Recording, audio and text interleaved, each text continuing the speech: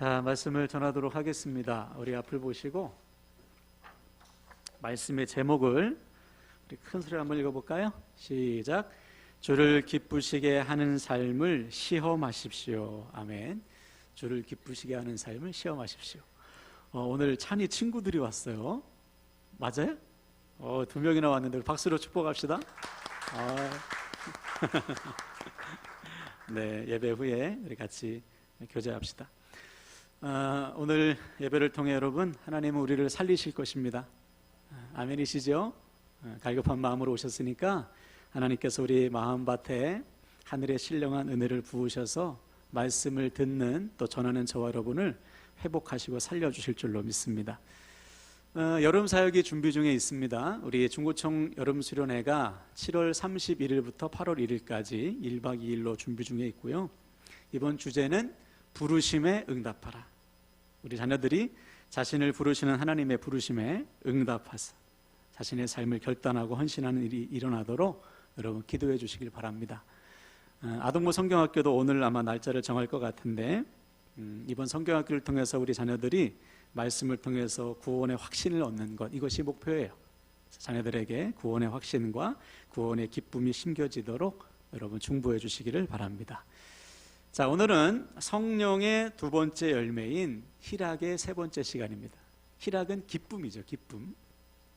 우리가 지난 2시간에 걸쳐서 성령의 열매로서의 기쁨이란 뭐냐, 즉 구원받은 우리에게는 어떠한 기쁨이 임하는가, 두 가지를 먼저 살펴봤는데, 첫 번째는 뭐였죠? 장차 주어질 기쁨을 내다보는 기쁨이라고 했어요. 즉 지금 나에게 주어진 상황은 기쁠 게 별로 없어요. 그러나 우리가 믿음으로 이 길을 걷다 보면 마침내 우리에게 기쁨이 주어질 것이다. 이 기쁨을 미리 내다보고 기뻐하는 것. 그래서 히브리서 12장 2절에 보면 우리 주님께서 십자가를 지실 때 어떻게 졌다고 했죠? 십자가 뒤에 주어질 기쁨을 보시고 기뻐했다고 했어요. 즉 십자가만 보면 우리는 기뻐할 수 없습니다. 그러나 십자가 뒤에 주어질 기쁨을 보면, 즉 구원의 영광과 그 놀라운 하나님의 은혜를 생각하면 고난의 십자가일지라도 감당할 수 있다. 그러므로 사랑하는 여러분, 우리 역시 지금 나에게 주어진 상황만 보면 기뻐할 수 없습니다. 그러나 이 상황을 믿음으로 이겨냈을 때 주어질 기쁨을 내다보시고 모든 상황을 기쁨으로 견뎌내시기를 주님의 이름으로 간절히 부탁을 드립니다. 두 번째는 승리의 기쁨이라고 했어요. 최후 승리의 기쁨. 요한복음 16장 33절에 보면 주님께서 이렇게 약속하셨어요. 한번 잘 들어보세요. 이것을 너희에게 이르는 것은 너희로 내 안에서 평안을 누리게 하려 함이라. 세상에서는 너희가 환난을 당하나 담대하라. 내가 세상을 이기었노라. 아멘. 주님께서는 이미 세상을 이기셨습니다. 아멘이시지? 네, 죄와 사망을 이기시고 부활하셨잖아요. 그 승리가 지금 우리에게 주어졌어요. 그러므로 우리의 인생의 끝은 최후 승리인 거예요. 이 사실만 생각해도 우리는 모든 상황 속에서 믿음으로 기뻐할 수 있다는 거예요. 지금은 승리가 아닐지 몰라도, 세상의 기준으로 내가 지금 승리가 아닐지 몰라도 나에겐 반드시 승리가 주어지는구나. 이 믿음이 있을 때 우리는 모든 상황 속에서 믿음의 선택을 할 수가 있는 것입니다. 그래서 두 가지, 장차 주어질 기쁨을 내다보고 이미 주어진 승리의 기쁨을 누리면서 여러분 매 순간 믿음으로 살아가시기를 주님의 이름으로 간절히 부탁을 드립니다. 아멘. 자, 오늘은 세 번째 원칙을 한번 나눌 텐데, 자, 오늘 본문을 다시 한번 볼까요? 본문 제가 한번 읽어보겠습니다. 주를 기쁘시게 할 것이 무엇인지 시험하여 보라. 자, 저를 보시고 바울은 교회를 향해 여러분, 하나님께서 기뻐하시는 것이 무엇인지 시험하십시오라고 명령했어요. 자, 여기서 우리는 우리 기쁨의 수준이 어떠해야 되는지 그 목표를 확인할 수 있습니다. 그것은 바로 주님의 기쁨이 곧 나의 기쁨 되는 거예요. 이것이 성경이 우리에게 요구하는 기쁨의 수준입니다. 더 나아가 성령과 동행하는 자, 예수 그리스도를 믿어 구원받은 자가 마땅히 누려야 하는 기쁨인 거예요. 하나님께서 기뻐하시는 것이 곧 내 기쁨이야. 이 수준까지 우리가 가야 된다는 것이죠. 이에 대해 우리 주님도 이렇게 고백하셨습니다. 우리 앞을 보고 한번 읽어볼까요? 요한복음 8장 29절 있습니다. 시작. 나를 보내신 이가 나와 함께 하시도다. 나는 항상 그가 기뻐하시는 일을 행함으로 나를 혼자 두지 아니하셨느니라. 아멘. 그렇죠?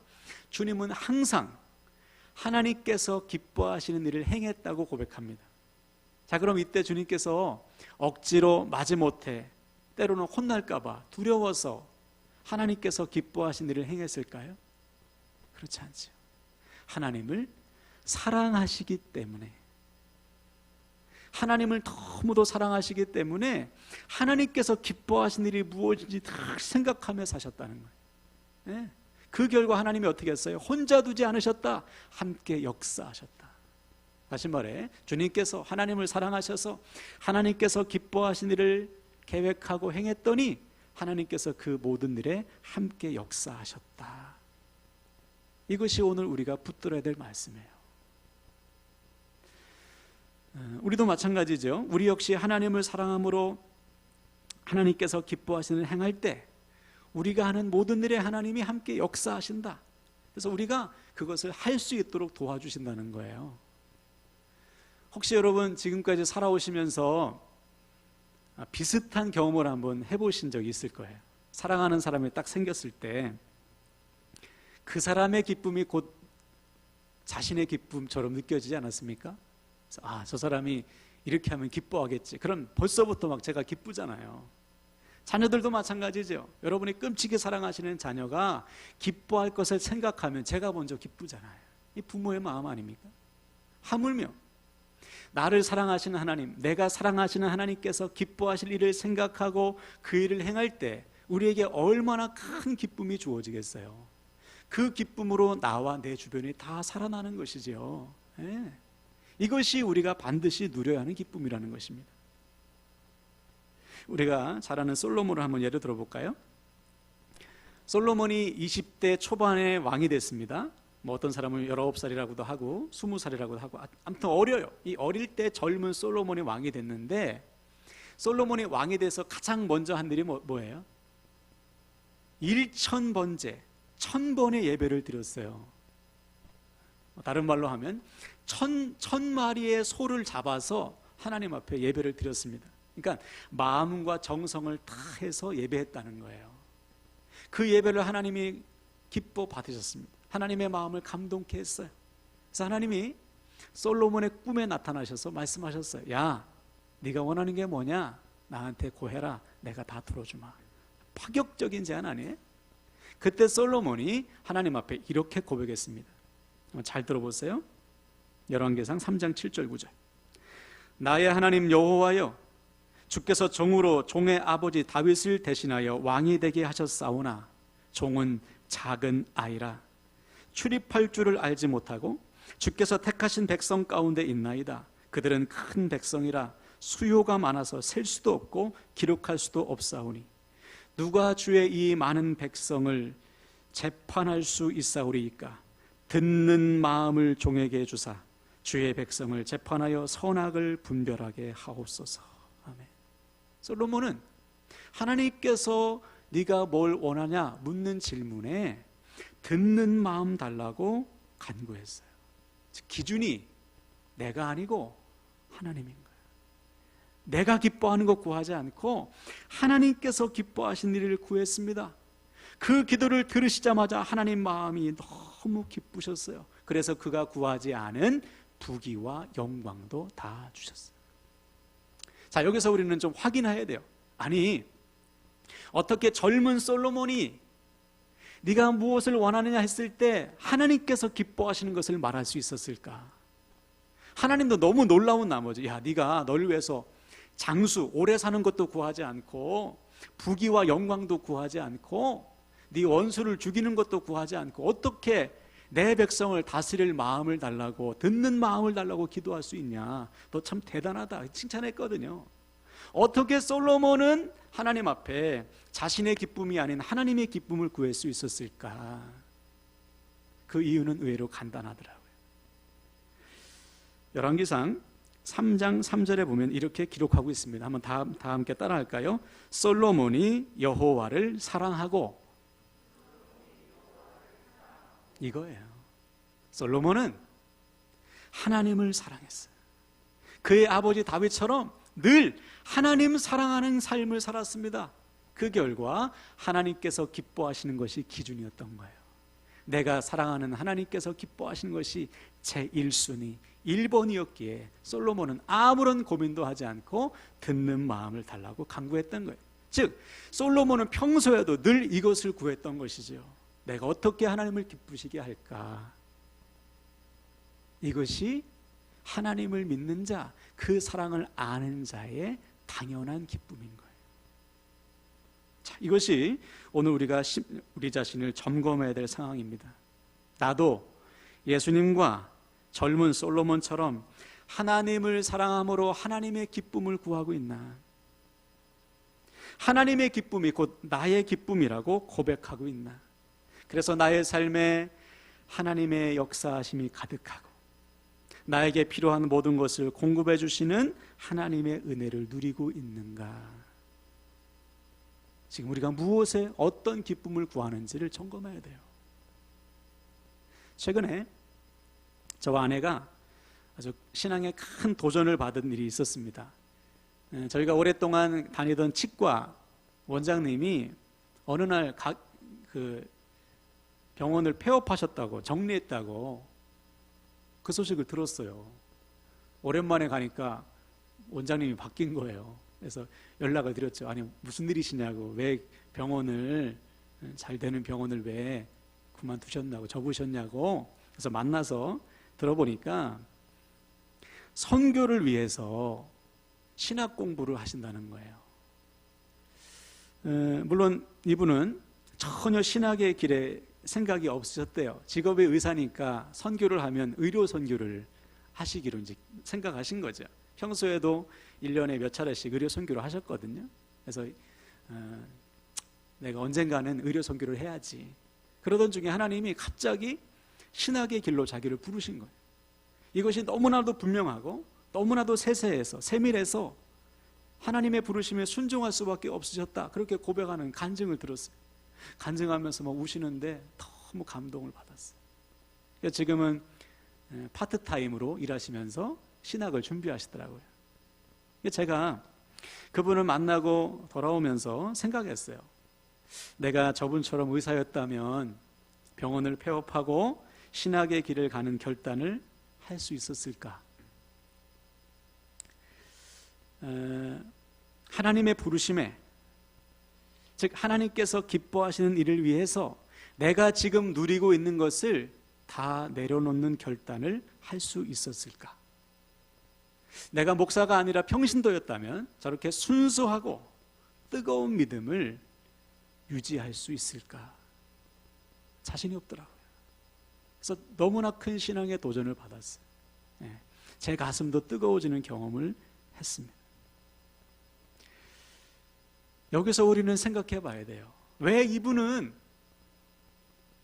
좋은 직장을 내려놓고 신학의 길, 선교의 길을 가려고 하시는 걸까? 자신이 원해서? 천만의 말씀이죠. 여러분, 신학의 길, 선교의 길은 내가 원해서 가는 게 아니에요. 가끔 은혜 받은 분들 보면, 목사님 저 목회해야 되겠어요, 은혜 많이 받았어요, 그렇게 가는 게 아니에요. 분명한 부르심이 있어야 됩니다.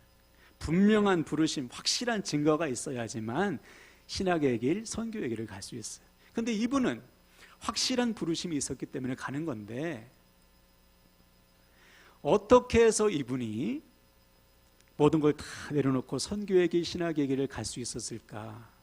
이분의 기준은 자기 기쁨이 아닌 거예요. 자기가 사랑하는 하나님께서 기뻐하시는 길이기에 다 내려놓고 가시는 겁니다. 이것이 우리 모두가 가야 할 길이라는 것이죠. 여러분, 지금 어떤 기쁨을 구하면서 사세요? 지난 한 주간을 돌아보시면서 아침에 눈을 탁 떴을 때, 오늘 내가 하나님께서 기뻐하신 일을 해야지, 오늘 어떻게 하면 하나님을 기쁘시게 할까, 이렇게 고민하며 사셨는가? 아니면 하루하루 너무 바쁘게 하나님을 기쁘시게 하는 삶에 대해서 전혀 상관없이 하루하루를 반복하며 살지는 않았는가? 우리 자신을 좀 돌아봐야 돼. 나의 기쁨을 먼저 구하고 남는 것을 하나님의 기쁨을 위해서 드리고 있는 것은 아닌가. 순서를 여러분, 우선순위를 분명히 아셔야 돼요. 앞에서 잠깐 나눴던 솔로몬도 보세요. 젊은 솔로몬은 하나님께서 기뻐하시는 것이 나의 기쁨이에요. 하나님의 기쁨을 먼저 구했잖아요. 근데 이 솔로몬이 잘 나가다가 바뀌었지 않습니까? 자기의 기쁨을 구했잖아요. 그 결과 그의 삶은 헛된 삶이 되고 말았습니다. 우리도 마찬가지예요. 나의 기쁨을 구하는 삶은 헛된 삶이 될 수밖에 없습니다. 하나님의 기쁨을 구할 때 우리 삶에 하나님의 역사와 영광이 나타나고 그 기쁨으로 나와 내 주변에 다 사는 거예요. 이것이 성경이 우리에게 증거하는 사실입니다. 그렇다면 우리는 무엇을, 어떤 기쁨을 구하며 살아야 되냐 말이지요.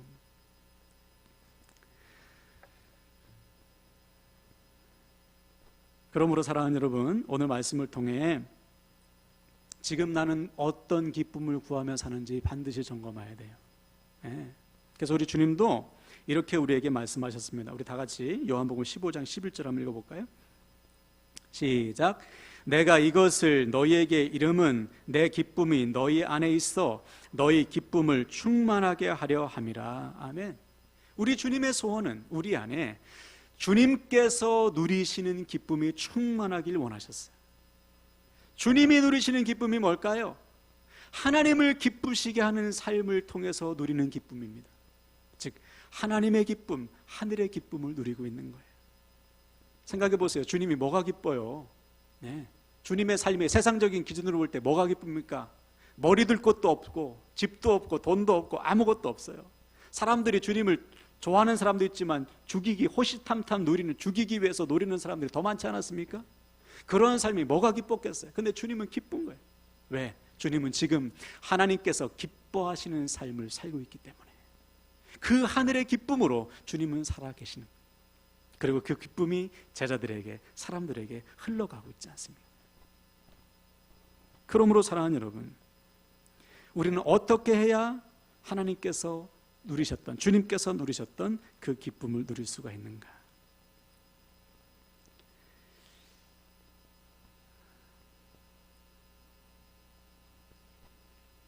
어떻게 할 때 우리는 날마다 하나님의 기쁨을 구하는 삶을 살아갈 수 있는가?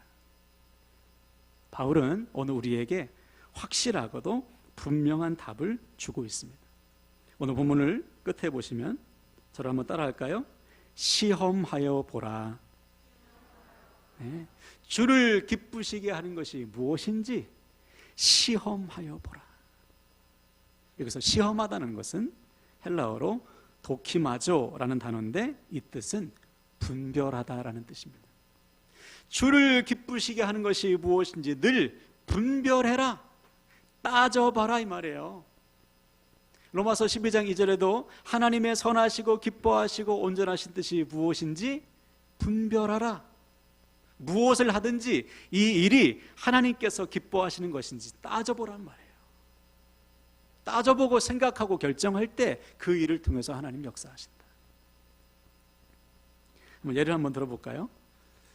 조금 유치하지만 두 가지 예를 한번 들어보겠습니다. 여러분 직장 구하실 때 가장 먼저 따져볼 사항이 뭔가요? 직장 구하실 때 연봉? 아니면 직장 내의 복지? 아니에요. 이 일을 하나님께서 기뻐하시는지 따져봐야죠. 혹시 이 일을 통해서 하나님 영광을 가리는 거 아닐까? 이 일을 통해서 하나님 영광을 받으실까? 이 일을 통해서 수많은 사람들이 나를 통해 하나님을 만나게 될까? 요걸 먼저 따져봐야죠. 그래야 그 일 가운데 하나님이 하늘의 기쁨 주실 거 아닙니까? 네. 다른 거 다 따져보고 하나님께서 기뻐하시지 안 따져본다면 아무리 열심히 한들 그 일은 헛된 일이 될 수밖에 없잖아요. 또 한 가지, 우리 청년들 앞으로 이제 결혼을 앞두고 있는데 배우자를 정할 때 뭘 따져봐야 돼요? 외모, 학벌, 재력, 건강한지 다 중요하지만 제일 먼저 따져볼 게 뭐예요? 하나님께서 기뻐하신지 따져봐야죠. 이 결혼을 하나님이 기뻐하실까? 전에도 제가 몇 번 말씀드린 적이 있는데 어느 장로님의 딸이 결혼을 하시는데 이 장로님의 부인 집사님이 그렇게 사위 자랑을 하는 거예요. 학업이 좋고 직장도 좋고 인품도 좋고 막 입에 침이 마르도록 칭찬을 하는데 정작 믿음이 없어요. 아니 장로 정도 되면, 죄송해요 우리 장로님 계신데, 믿는 사위를 얻게 해야지, 믿는 며느리를 얻어야죠. 예. 물론 요즘 참 찾기 어려워요. 믿는 사위, 믿는 며느리. 그러면 믿게 해서, 그죠? 믿음이 없더라도 믿게 해서 결혼케 해야지. 아니 믿음이 없는데 학벌이 좋고 외모가 좋고 직장이 좋으면 뭘 합니까? 그러니까 하나님께서 기뻐하신 것을 먼저 따져보지 않는 거예요. 그러면 그 일은 다 헛된 일이 될 수밖에 없는 거죠. 여러분, 이것은 남의 이야기가 아닙니다. 우리 역시 먼저 분별하지 않으면, 즉 내가 기뻐하는 삶을 살다 보면 인생 허비할 수밖에 없어요. 오직 하나님께서 기뻐하시는 일, 그것을 분별할 때 하나님은 그 일을 통해서 역사하시고 그 일을 통해 우리에게 기쁨을 허락해 주시는 거예요. 제가 지난 주중에 어느 성도님을 만났는데 그러세요.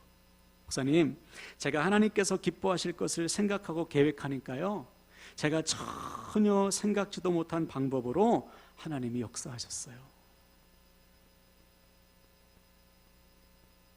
여러분, 이런 거예요. 내가 하나님을 기쁘시게 하려고 계획하고 분별하고 시험하면 하나님께서 우리로 하여금 하나님을 기뻐하신 일을 행하도록 도와주신다는 사실입니다. 할렐루야. 네. 이것이 우리가 날마다 경험해야 되는 은혜인 거예요. 네. 누가 이것을 누릴 수 있어요? 하나님을 사랑하는 사람, 하나님께서 기뻐하시는 것을 분별하는 사람만이 이것을 누릴 수 있죠. 그러므로 사랑하는 여러분, 이 시간 결단하실 때 오늘 말씀을 통해 우리의 기쁨은 곧 하나님의 기쁨이 되어야 합니다. 하나님의 기쁨이 곧 우리의 기쁨, 나의 기쁨인 거예요. 누가 그렇게 할 수 있다고요? 하나님을 사랑하는 사람. 하나님을 사랑해서 하나님께서 기뻐하신 것을 분별하는 사람은 하나님께서 부어주신 은혜와 능력을 반드시 누리게 돼 있어요. 그 기뻐한 일을 행하도록 도와주시고 역사하시는 하나님을 경험하고 간증하게 돼 있는 거예요. 이 분명한 확신과 소망 가지시고 여러분, 오늘부터 하나님께서 기뻐하신 일을 분별하고 시험하시길 축복합니다. 그래서 우리의 삶 속에 하나님의 기쁨이 가득하고 그 기쁨으로 나와 내 주변을 살리는 저와 여러분 되시기를 주님의 이름으로 간절히 축원을 드립니다. 아멘, 아멘.